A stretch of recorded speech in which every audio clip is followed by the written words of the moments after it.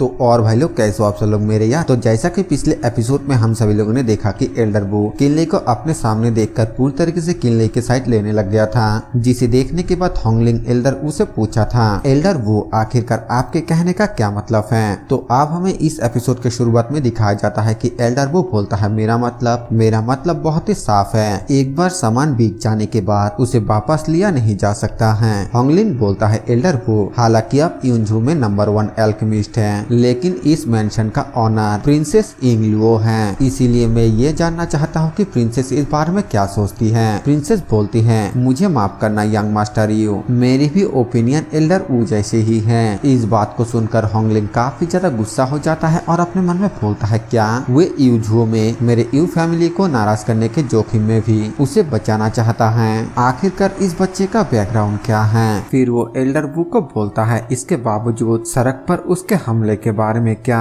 Elder वू बोलता है तो फिर हम ये भी सुन सकते हैं कि इसमें शामिल लोग आखिरकार क्या कहना चाहता है। ये सुनने के बाद किनले बोलता है शुक्रिया। फिर मैं एल्डर से ये कहना चाहूंगा कि क्या ये सच है कि सनसेट सिटी में कोई भी लड़ाई करना बिल्कुल मना है। एल्डर वू बोलता है हाँ। किनले बोलता है लेकिन अगर मेरे जान का खतरा हो तो फिर मुझे क्या करना चाहिए। एल्डर वू बोलता है अगर आपको कोई मारने की कोशिश कर रहे हैं तो फिर आप उससे बचने के लिए फाइट बैक कर सकते हैं। किनले पूछता है तो क्या ऐसा करना गुनाह नहीं है। एल्डर वू बोलता है खुद का बचाव करना आखिरकार किस तरह के गुनाह है। ये सुनने के बाद किनले होंगलिंग को बोलता है तो अब इस तरीके से सच्चाई बिल्कुल साफ हो जाता है। यंग मास्टर यू मैं अकेला नहीं हूँ जिसने की कल वहाँ पर एक्शन लिया, तो फिर तुम सिर्फ मुझे ही पकड़ने की कोशिश क्यों कर रहे हो। होंगलिंग बोलता है ऐसा लगता है कि तुम ये जानते हो कि आखिरकार वो दूसरा इंसान कहाँ पर है। किनले बोलता है हाँ बिल्कुल, ये बहुत ही बड़ी बात है। आजकल बुराई के बातें मुंह से फैल रही हैं। आप सुबह सुबह प्रिंसेस के मेंशन में आने के जल्दी में थे, इसीलिए शायद से आपको इसके बारे में नहीं पता है ना। अच्छा अगर ऐसा है तो फिर मैं अभी के लिए आपको यहाँ से जाने देता हूँ। यहाँ से निकलने के बाद मैं आपसे अपना हिसाब बराबर कर लूंगा और उस आदमी को पूरी तरीके से बर्बाद कर दूंगा। होंगलिंग भी यहाँ से जाते हुए बोलता है तो फिर जल्दी ही मिलेंगे। किनले उसको थोड़ा क्रिपी स्माइल के साथ घूरने लगता है और तभी एल्डर वू किनले के सामने अपना हाथ जोड़ते हुए बोलता है यंग हीरो प्लीज मेरे रिस्पेक्ट को एक्सेप्ट कीजिए। किनले हैरान के साथ बोलता है एल्डर आप मुझसे बड़े हैं, प्लीज आप ऐसा मत कीजिए। एल्डर वू बोलता है आखिरकार मैं ऐसा कैसे नहीं कर सकता, हालांकि मैं वू कियानिवान बहुत ही बुरा हो चुका हूँ, लेकिन मेरे आंखें अभी तक पूरी तरीके से साफ है। कल जब आपने मुझे शहर के बाहर बचाया था ये पूरे के पूरे सनसेट सिटी के लोगों को बचाने की बराबर था। किनले हैरानी के साथ बोलता है आखिरकार यहाँ पर चल क्या रहा है। और तभी प्रिंसेस आगे आते हुए बोलती है मुझे समझाने दीजिए। इसके बाद हमें 5 मिनट बाद का सीन दिखाया जाता है जहाँ पर कि प्रिंसेस किनले को सारे बातें बता चुकी हैं और ये सब कुछ सुनने के बाद किनले बहुत ही ज्यादा हैरानी के साथ बोलता है क्या इस दुनिया में इस तरह के कोइंसिडेंस भी हो सकता है। प्रिंसेस बोलती है यंग हीरो किन आज यहाँ पर आने के लिए आपके मन में और भी कुछ होना चाहिए है ना। किनले बोलता है जी हाँ प्रिंसेस, क्या आपने आउटर रेस के डीमन के बारे में सुना है। प्रिंसेस बोलती है मैंने जितना सुना है कि आज से 10,000 साल पहले उन्हें मिडिल किंगडम से बाहर निकाल दिया गया था और वो लोग अभी आउटर डीमन आइलैंड में हैं, क्या मैं सही हूँ। किनले बोलता है नहीं ऐसा बिल्कुल भी नहीं है, वो लोग ऑलरेडी धीरे धीरे मिडिल किंगडम में वापस लौटना शुरू कर दिया है। उन लोगों ने पहले ही शांगझुओ पर अटैक कर चुका है और अब यूनझुओ में भी उनके हरकत दिखाई दे रहा है। मेरा मानना ये है कि ज्यादा समय बिल्कुल भी नहीं लगेगा जब डीमोनों का हमारे ऊपर दोबारा हमला शुरू होगा और अब मिडिल किंगडम बगीचे के एक फूल की तरह है और मुझे ये डर है कि अगर डीमोनों ने इस वक्त अटैक कर दिया तो फिर मिडिल किंगडम इसे बिल्कुल भी रेजिस्ट नहीं कर पाएगा। प्रिंसेस बोलती है हम सच में इसके बारे में कुछ भी नहीं जानते हैं, लेकिन यंग हीरो किन ये कैसे साबित करेगा कि वो सच बोल रहा है। किनले मिस मू के मास्टर के बारे में सोचते हुए बोलता है ये तो बहुत ही आसान है, यूनझो इंगझुओ के बहुत ही करीब है, इसलिए मेरा मानना ये है कि इंगझुओ पर पहले ही ऐसे सेट हैं जो आउटर डीमन रेस के डीमोनों के बारे में अच्छी तरीके से जानते हैं, शायद जल्दी अब सही जानकारी को हासिल कर सकते हैं। ये सुनने के बाद एल्डर वू बोलता है तो लगता है कि शायद अब हमारे पास बर्बाद करने के लिए बिल्कुल भी वक्त नहीं है। ब्रदर किन प्लीज आप हमें सब कुछ खुलकर बताइए। किनले हाँ बोलकर शुरू से लेकर अंत तक हर एक बातों को बताने लगता है और इसी बीच हमें सनसेट सिटी के बाहर 20 मील दूर एक जगह का सीन दिखाया जाता जाता है, जहाँ पर हमें टुओ बियाओ और चैंग को दिखाया जाता है। चैंग टुओ बियाओ को बोलता है, यंग मास्टर मुझे अभी एक खबर मिला है, ये कुछ इम्पोर्टेंट मैटर है जिसे कि निपटाया जाना चाहिए और इसलिए मुझे कुछ दिनों के लिए बाहर जाना होगा।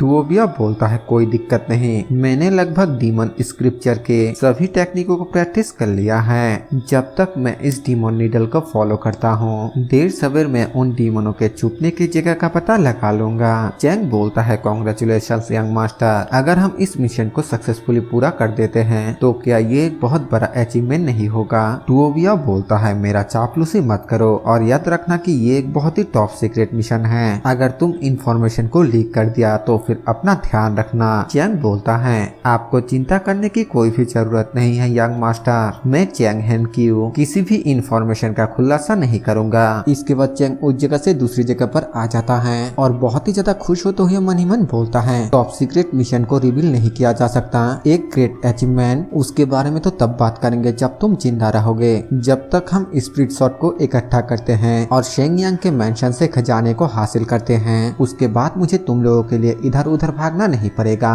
और तभी वो आसमान से बहुत ही तेजी से 3 लोगों को उड़कर जाता हुआ देखता है, जिसे देखकर वो बोलता है ये तो बहुत ही ज्यादा तेज था, इन्हें देखकर ऐसा लग रहा है जैसे कि ये यू फैमिली से हैं। दाओइस्ट किंग तो सचमुच बहुत ही काबिल है, उन्होंने जैसा कहा था बिल्कुल वैसा ही हुआ।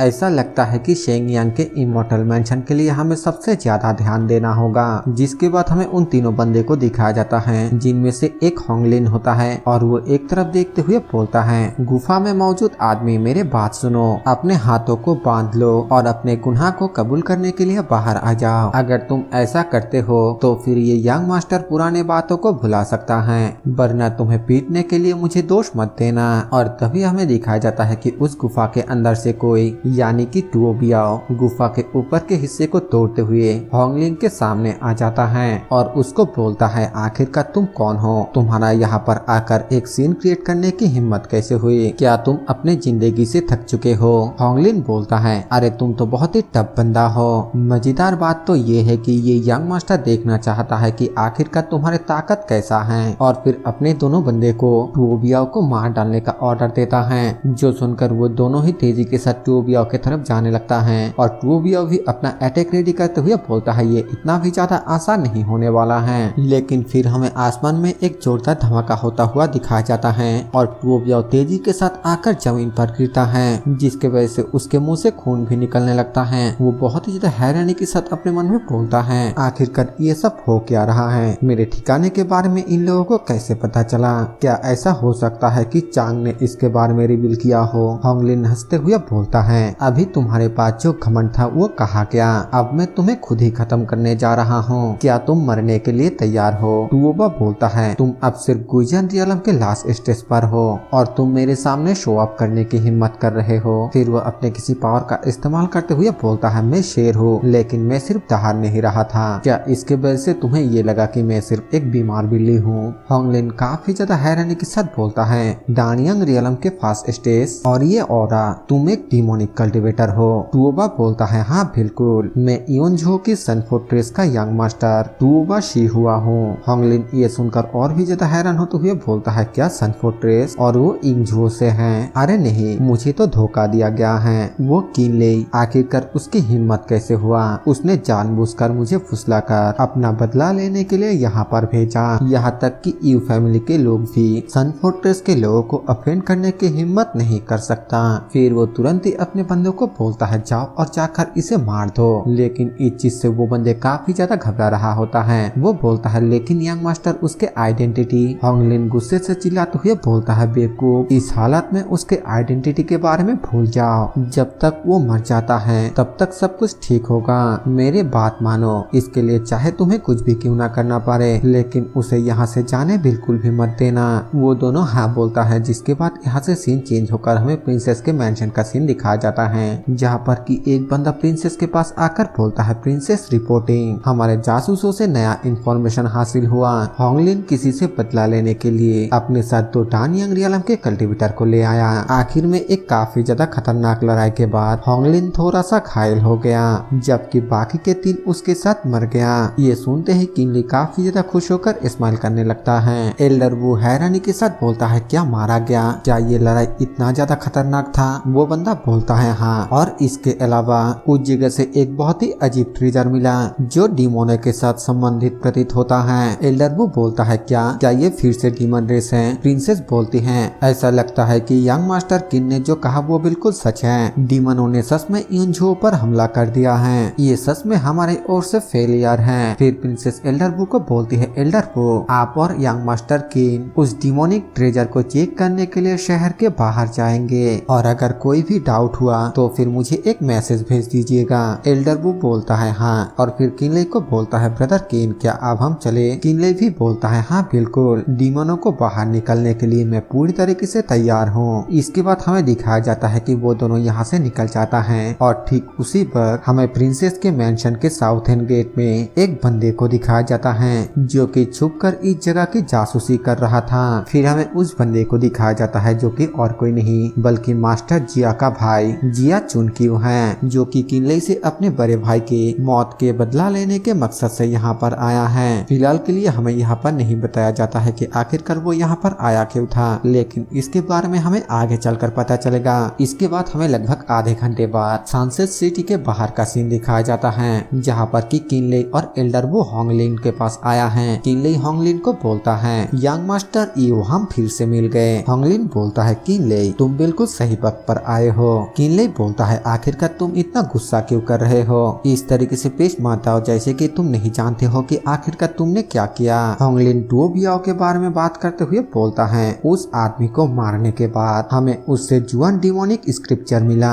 इस तरह के इंटरनल एनर्जी टेक्निक का प्रैक्टिस सिर्फ सन फोर्ट्रेस के पहले डिसेंडेंट के द्वारा ही किया जा सकता है। एक ऑर्डिनरी डिसेबल होता तो फिर कोई बात नहीं था, लेकिन हमने जिसे मारा वो एक डायरेक्ट डिसेंडेंट था। इतना इम्पोर्टेंट आदमी बिना लाइफ प्लेट के आखिरकार बाहर कैसे निकल सकता है? उसके मौत का खबर अब तक सन फोर्ट्रेस को पता चल गया होगा। अगर दूसरे शब्दों में कहा जाए तो तुमने जानबूझकर मेरे हाथों उसको मरवाया ताकि यू फैमिली और सन फोर्ट्रेस के बीच में उकसाकर आपस में झगड़ा करवा दिया जाए। किनले तुम्हारा दिमाग काफी ज्यादा जहरीला है। किनले बोलता है ये बिल्कुल भी सही नहीं है यंग मास्टर यू। इस आदमी को मारने के बाद क्या तुम्हें इसके पास से डीमोन रेस के डीमोनिक आर्टिफैक्ट नहीं मिला? जरा इसके बारे में ध्यान से सोचो। यहाँ पर जुआन डीमन स्क्रिप्चर और डीमोनिक आर्टिफैक्ट दोनों एक साथ प्रकट हुआ। क्या ये सिर्फ एक कोइंसिडेंस हो सकता है? होंगलिन बोलता है क्या तुम्हारे मतलब ये है कि ये सन फोर्ट्रेस डीमोनों के साथ मिला हुआ है? किनले बोलता है यंग मास्टर यू तुम्हें ये पता होना चाहिए आउटर डीमोनों का हमला अब बिल्कुल निश्चित है, और मिडिल किंगडम के पांचों स्टेट को एक साथ मिलकर डीमोनों के खिलाफ लड़ना चाहिए। इतना ज्यादा इम्पोर्टेंट समय में सन फोर्ट्रेस गद्दार बन गया, और सबसे खास बात तो ये है कि तुम यू झुओ के यू फैमिली से हो।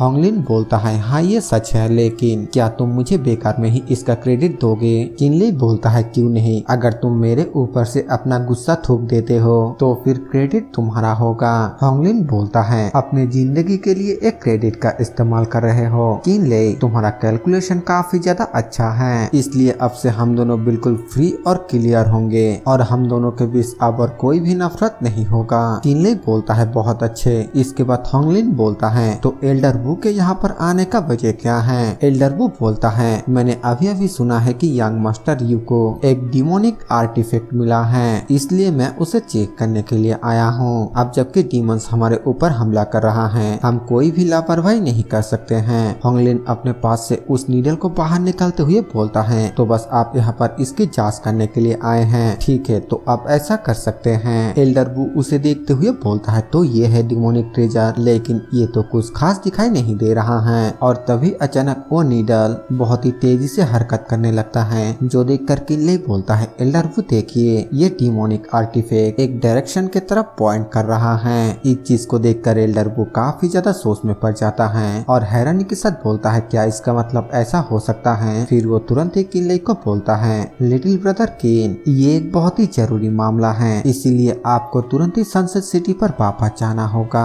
और प्रिंसेस को इस डीमन रेस के डिमोनिक ट्रेजर के बारे में बताना होगा। किनले बोलता है लेकिन एल्डरवू आपके बारे में क्या? एल्डरवू बोलता है ये डिमोनिक ट्रेजर पश्चिम की तरफ इशारा कर रहा है। जैसा कि हम जानते हैं योनझो के पश्चिम एक बड़े बड़े पहाड़ी वाला इलाका है और पश्चिम के आगे एक विशाल महासागर है। अगर हम सच में पता लगा सके कि डीमन रेस कहाँ पर है, तो फिर इस बात का पूरा मुमकिन है कि वो लोग बिल्कुल हमारे नाक के नीचे ही छुपे हुए हैं। मुझे मानना पड़ेगा इस बार हम सचमुच बहुत ही लापरवाह थे, लेकिन किस्मत से आज हमें ये ट्रेजर मिला और हमारे पास ये एक बहुत ही अच्छा अपॉर्चुनिटी है। हम अचानक ही उनके ऊपर हमला कर सकते हैं। भले ही हम उनके ऊपर कड़ा प्रहार नहीं कर सके, लेकिन इससे हम उन्हें कम से कम आगे बढ़ने से तो रोक ही सकते हैं और ये हमारे लिए बहुत ही अच्छा साबित हो सकता है। किनले बोलता है अगर ऐसा है तो फिर मैं पहले शहर में वापस जाऊंगा और प्रिंसेस यांग लुओ को इसका रिपोर्ट करूंगा।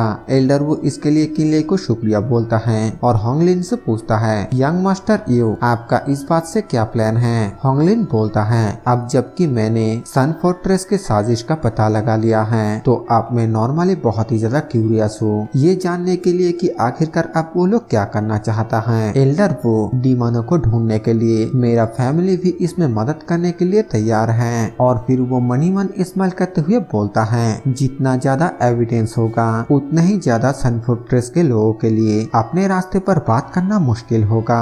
जब तक मैं इसी तरह लोगों को अपने साथ शामिल करूंगा भविष्य में यू फैमिली में सबसे ज्यादा प्रतिष्ठा मेरा ही होगा। एल्डर वो बोलता है शुक्रिया यंग मास्टर यू अगर ऐसा है तो फिर जाने से पहले हमें इसे पहन लेना चाहिए। ये बोलकर एल्डर वो दो क्लोथ को बाहर निकाल लेता है और वो दोनों ही एक एक पहन लेता है। होंगलिन पूछता है आखिरकार ये क्या चीज है। एल्डर वो बोलता है ये सिर्फ आपके ट्रेसेस को छुपाने के लिए एक क्लोथ है। इसे पहनने से हमें आसानी से कोई भी ट्रैक नहीं कर पाएगा। आप कोई भी परेशानी पैदा नहीं करना चाहते हैं है ना। होंगलिन बोलता है ठीक है तो क्या अब हमें निकलना चाहिए। एल्डर वो बोलता है हाँ चलो चलते हैं। और इसी सीन के साथ यह वाला एपिसोड यहीं पर खत्म हो जाता है। वीडियो पसंद आए तो वीडियो को लाइक कर देना, चैनल पर नए हैं तो सब्सक्राइब कर देना। मैं मिलूंगा आप सभी से एक और नए वीडियो के साथ, तब तक के लिए बाय बाय।